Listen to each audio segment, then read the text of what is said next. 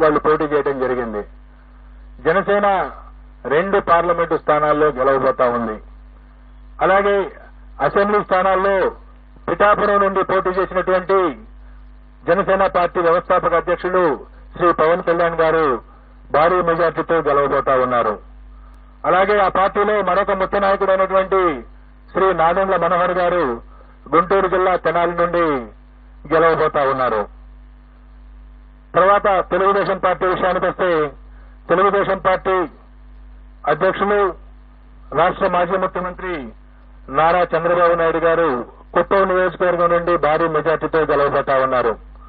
అలాగే వారి తనయుడు మాజీ మంత్రి శ్రీ నారా లోకేష్ మంగళగిరి నుండి గెలవబోతా ఉన్నారు. అలాగే శ్రీ నందమూరి బాలకృష్ణ గారు హిందూపురం నియోజకవర్గం నుండి మంచి మెజారిటీతో గెలవబోతా ఉన్నారు. ఈ విధంగా ప్రతిపక్ష పార్టీలకు సంబంధించి ముఖ్య నాయకుల విషయాన్ని చూసుకున్న తర్వాత ఆంధ్రప్రదేశ్ అధికారంలో ఉన్నటువంటి వైఎస్ఆర్ కాంగ్రెస్ పార్టీ యొక్క మంత్రివర్గంలో అనేక మంది మంత్రివర్గ సభ్యులు తీవ్రమైనటువంటి పోటీ ఎదుర్కొంటున్నారు. కొద్దిమంది ఓటమి చవిచూడబోతా ఉన్నారు. ఇందులో ముఖ్యంగా మనం ఆంధ్రప్రదేశ్ ముఖ్యమంత్రి శ్రీ వైఎస్ జగన్మోహన్ రెడ్డి గారు పులివెందుల అసెంబ్లీ నియోజకవర్గం నుండి భారీ మెజార్టీతో గెలవబోతా ఉన్నారు.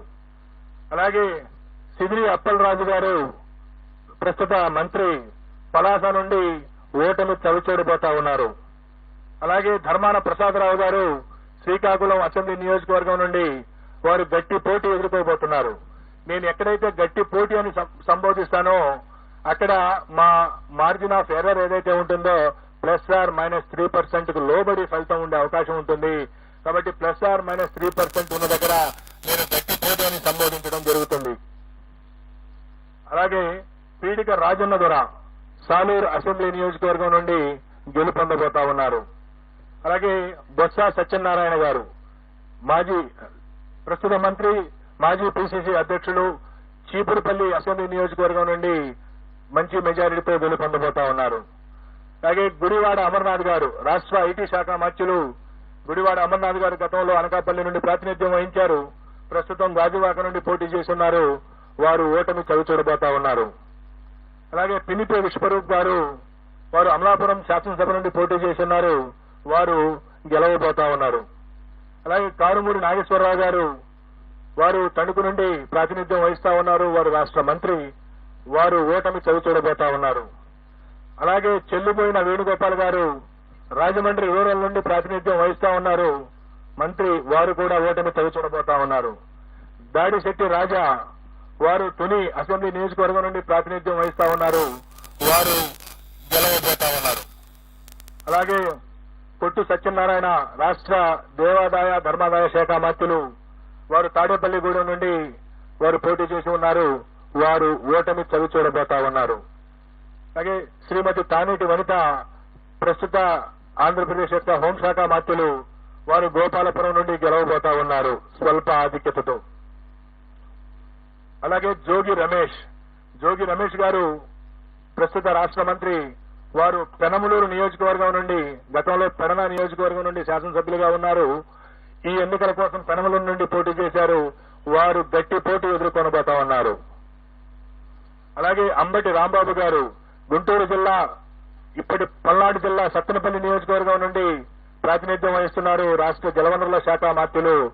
వారు గట్టి పోటీ ఎదుర్కొనబోతా ఉన్నారు.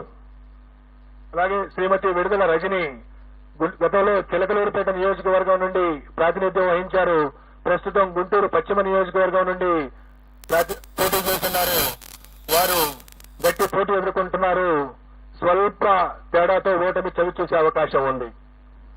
శ్రీ మేరుగ నాగార్జున గారు గతంలో గుంటూరు జిల్లా వేమూరు నియోజకవర్గం నుండి ప్రాతినిధ్యం వహించారు. ప్రస్తుతం ప్రకాశం జిల్లా సంతనూతలపాడు నుండి పోటీ చేస్తున్నారు. వారు గట్టి పోటీ ఎదుర్కొంటున్నారు.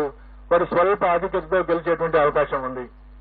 అలాగే ఆదిమూలపు సురేష్ గారు గతంలో విద్యాశాఖ మంత్రిగా పట్టణాభివృద్ధి శాఖ మంత్రిగా పనిచేస్తున్నారు.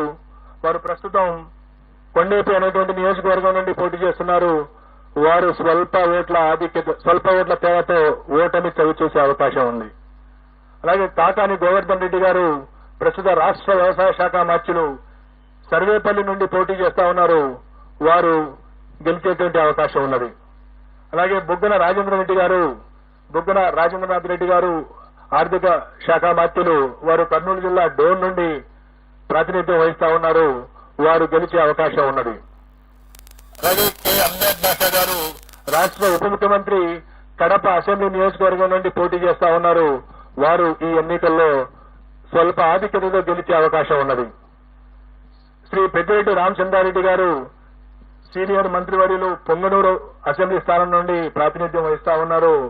వారు ఈ ఎన్నికల్లో భారీ మెజార్టీతో గెలిచేటువంటి అవకాశం ఉన్నది.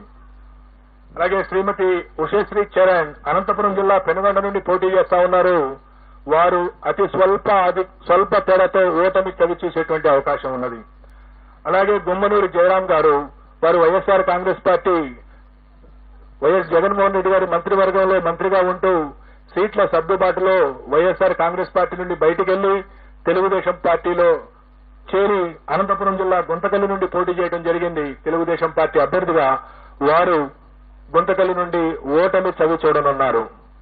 అలాగే శ్రీమతి ఆర్కే రోజా ప్రముఖ సినీ నటి అండ్ మంత్రివర్యురాలు వారు చిత్తూరు జిల్లా నగరి నియోజకవర్గం నుండి ఓటమి చవి చూడబోతా ఉన్నారు. అలాగే మరికొన్ని కీలకమైనటువంటి నియోజకవర్గాల యొక్క ప్రస్తావన కూడా చేయాలి.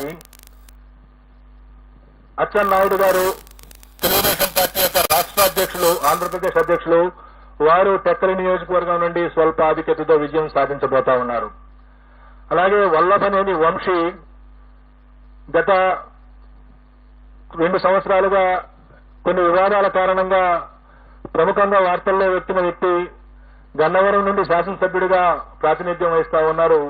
ఈసారి కూడా వల్లభనేని వంశీ గన్నవరం నుండి గెలుపొందనున్నారు. అలాగే తమ్మినేని సీతారాం గారు ఆముదాల వలస నుండి ప్రాతినిధ్యం వహిస్తా ఉన్నారు.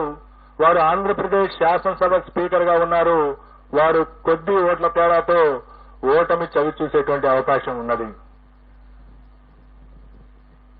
అలాగే రఘురామకృష్ణరాజు గారు, కనుమూరి రఘురామకృష్ణరాజు గారు ప్రస్తుతం నర్సాపురం నుండి ఎంపీగా ఉంటూ ఇటీవల తెలుగుదేశం పార్టీలో చేరి ఉండి నుండి శాసనసభకు పోటీ చేయడం జరిగింది. వారు ఉండి నుండి గెలుపొందబోతా ఉన్నారు. అలాగే బూడి ముత్యాల నాయుడు గారు వారు ప్రస్తుతం ఆంధ్రప్రదేశ్ ఉప ముఖ్యమంత్రిగా ఉన్నారు. వారు అనకాపల్లి నుండి గతంలో వారు మాడుగుల నుండి శాసనసభ్యులుగా ఉన్నారు. ఈ ఎన్నికల్లో అనకాపల్లి నుండి పార్లమెంటు సభ్యులుగా పోటీ చేస్తున్నారు. వారు భారతీయ జనతా పార్టీ అభ్యర్థి సీఎం రమేష్ చేతిలో ఓటమి చవిచూడనున్నారు. అలాగే వైఎస్ఆర్ కాంగ్రెస్ పార్టీ యొక్క ముఖ్య నాయకులు శ్రీ విజయసాయి రెడ్డి గారు వారు నెల్లూరు పార్లమెంటు నుండి పోటీ చేయడం జరిగింది. వారు నెల్లూరు పార్లమెంటు నుండి ఓటమి చవిచూడబోతా ఉన్నారు. రాష్ట్రంలో హోరాహోరీ పోటీ జరిగినటువంటి పార్లమెంటులో అమలాపురం పార్లమెంటు, రాజమండ్రి పార్లమెంటు, నర్సరావుపేట పార్లమెంటులో ఫలితం కేవలం 2 లేదా 3 శాతానికి లోబడి ఉండబోతా ఉంది. ఈ విధంగా రాష్ట్రంలో ఉన్నటువంటి 4 రాజకీయ పార్టీల యొక్క ముఖ్య నాయకుల యొక్క గెలుపు ఓటముల్ని మనం చర్చించుకున్న తర్వాత ఈ ఎన్నికల్లో కీలకమైనటువంటి అంశాలను కూడా నేను ప్రస్తావించవలసి ఉంటుంది. తెలుగుదేశం పార్టీ గత 5 సంవత్సరాల నుండి ప్రతిపక్షంలో ఉన్న కారణంగా గత ఎన్నికల్లో 2019 శాసనసభ ఎన్నికల్లో చరిత్రలో ఎప్పుడు లేని విధంగా 10 శాతానికి మించినటువంటి ఓట్ల తేడాతో ఓడినటువంటి కారణంగా పొత్తు తప్పదు అని తెలుసుకున్నటువంటి పార్టీ నాయకత్వం జనసేన